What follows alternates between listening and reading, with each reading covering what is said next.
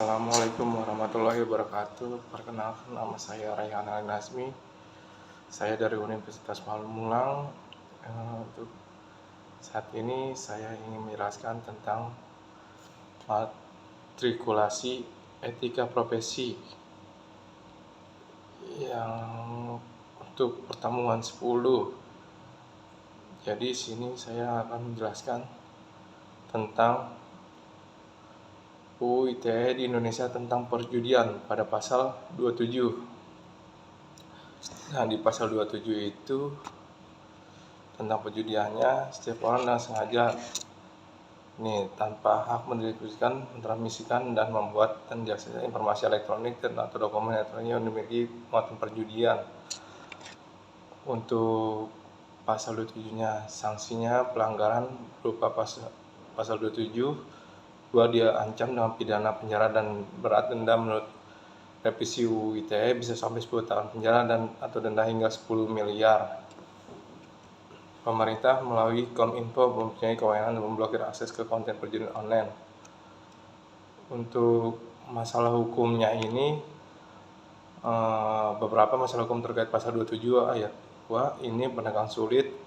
Banyak situs judi online berskala internasional server di luar Indonesia, jadi sulit memutus akses secara efektif. Pengguna bisa melalui VPN untuk melewati pemblokiran, kepastian hukum atau legal licensing atau tidak konsistenan. Beberapa kasus judi online tetap diproses lewat KUHP pasal 303 UU ITE, padahal UU ITE lebih spesifik. Karena itu penegak hukum kadang pakai pasal hukuman itu berbeda-beda. Jadi efektivitas hukum menurut penelitian hukuman berbasis UU ITE belum terlalu efektif karena berunsur muatan perjudian pada konten elektronik. Pada judi online, penegak juga sulit menaikkan informasi dari luar negeri. Siapa yang dirugikan? Negara, masyarakat umum. Jika judi online tidak dikendalikan, bisa menyebabkan kerugian sosial, kecanduan, kerugian keuangan masyarakat, dan potensi kriminal sosial. Pendapat negara juga bisa hilang jika judi dilakukan di luar kendali hukum lokal transnasional. Korban individu pemain judi yang kecanduan bisa mengalami kerugian finansial besar.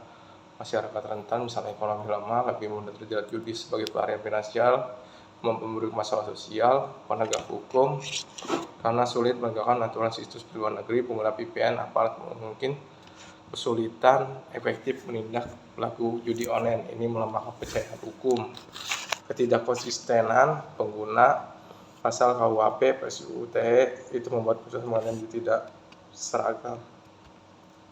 Untuk kesimpulannya, ini UU ITE pasal 27 mengkriminalisasi penyebaran konten perjudian secara elektronik. Tapi penegak hukumnya punya banyak tantangan, terutama karena judi online bersifat lintas negara dan sulit diblokir sepenuhnya. Yang dirugikan bukan cuma pemain secara sosial, finansial, tapi juga masyarakat umum dan sistem hukum karena sulit menindak secara konsisten. Jadi pasalnya apa saja yang dilanggar, yaitu UU ITE pasal 27 ayat 2 melarang setiap orang mendistribusikan, mentransmisikan, atau membuat dapat diaksesnya konten bermuatan perjudian. UU ITE pasal 45 ayat 2, pasal itu mengenai sanksi pelanggaran pasal 27 ayat 2, yaitu pidana penjara maksimal 6 tahun, denda maksimal 1 miliar, besar besaran dapat berbeda sesuai revisi dan aturan turunan. KUHP pasal 303 dan pasal 303 bis mengatur tindak pidana perjudian secara umum tidak bisa dikenakan bersama jika pelaku terbukti mengadakan penyelenggaraan atau ikut serta dalam perjudian, penjara hingga 10 tahun, denda hingga ratusan juta rupiah. UU nomor 7 2000 tentang PPN jika benar jika pelaku dalam situs judi, mereka dapat dikenakan tindak pidana perpajakan bila melakukan perputaran uang tanpa laporan. Untuk konsekuensi hukum bagi pelaku, ini konsekuensinya adalah bagi operator bandar judi online dijerat UU ITE pasal 303 KUHP penjara 5-10 tahun dan sangat besar menggunakan pemblokiran situs, pembahasan perangkat, pemblokiran rekening. Bagi penyebar, promotor atau endorse judi termasuk selebgram, influencer YouTube dan lain-lain menggunakan pasal 27 ayat 2 UU ITE penjara maksimal 6 tahun, denda 1 miliar, media sosial ditutup dikenakan sanksi tambahan.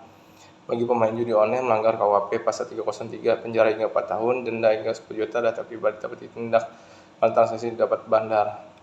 Siapa yang dirugikan? Masyarakat kehilangan uang kejahatan kriminal, turunan keluarga pelaku, tanah yang masih negara, kerugian ekonomi, kaca kejahatan cyber, penegak hukum, kesulitan karena siapa sering berada di luar negeri.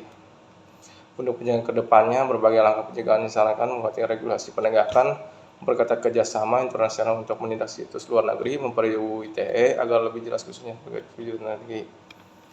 Literasi digital dan edukasi publik, bahaya judi online di sekolah maupun kampus dan masyarakat, kampanye anti judi pemerintah dan publik.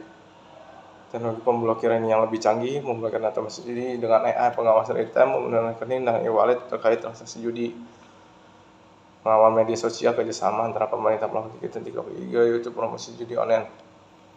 Jadi kesimpulan, perjudian online ini merupakan tindak pidana yang melanggar pasal 27 ayat 2 UU ITE, pasal 5 ayat 2 UU ITE serta pasal 3 bis KUHP. Sekian dari video ini. Saya mohon maaf ada salah-salah kata atau perbuatan.